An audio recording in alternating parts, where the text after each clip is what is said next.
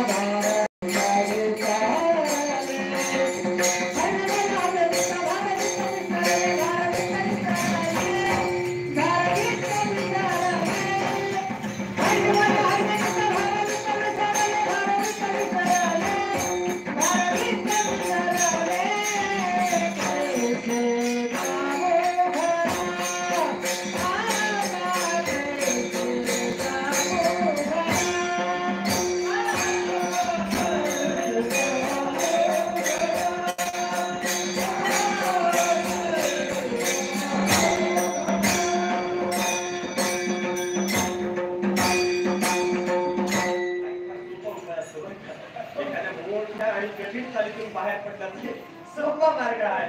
शेवटचं चरण मारायचं संपला विषय.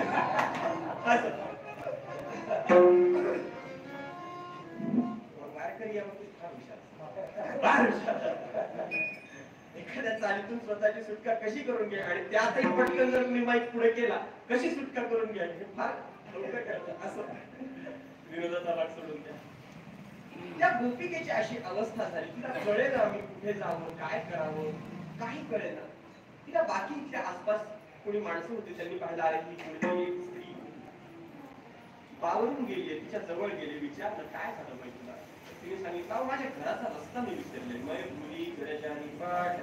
इथं कशासाठी आली होती तर मी गोरस बेचणे आई घाट.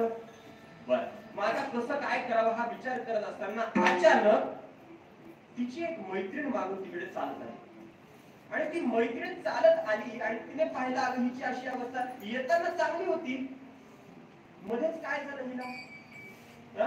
येताना चांगले डोक्यावर आपल्या दह्याचे हंडे घेतले होते. ठीक आहे त्यावेळी थोडीशी ती भगवंताच्या स्मरणामुळे थोडस वेगळं वागत होती. गोविंद दामोदर घ्या असं म्हणत होती, पण ठीक आहे तरी चालली तर होती, कळत तरी होतं व्यापाराला चालली. आता तर फारच बिघडले. हे काय झालं.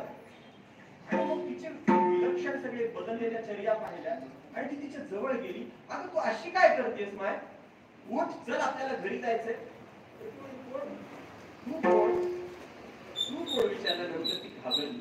काहीतरी बिघडलंय, काहीतरी बिघडलंय. तिला जरा पाणी प्यायला दिलं, प्यायला पाणी दिलं.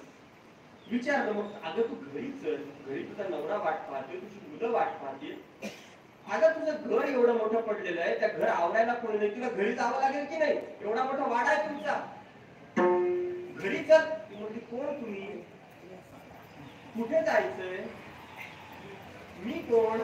इथपर्यंत अवस्था आल्यानंतर तिने विचारलं अगं तुला माहित नाही कसं सुरू आहे, गावातल्या एका श्रीमंत गवळ्याची तू पत्नी आहेस, एवढं मोठं तुझं घर आहे, एवढा वाडा आहे, तुझी एवढी लेकरं आहे, एवढी संपत्ती आहे घरामध्ये, या सगळ्या गोष्टी तुझ्या जवळ असताना तू म्हणतेस मी कोण.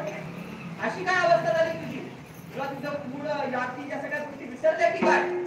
हे म्हटल्यानंतर तिने उत्तर हे दिलं त्या वेळेला याती कोण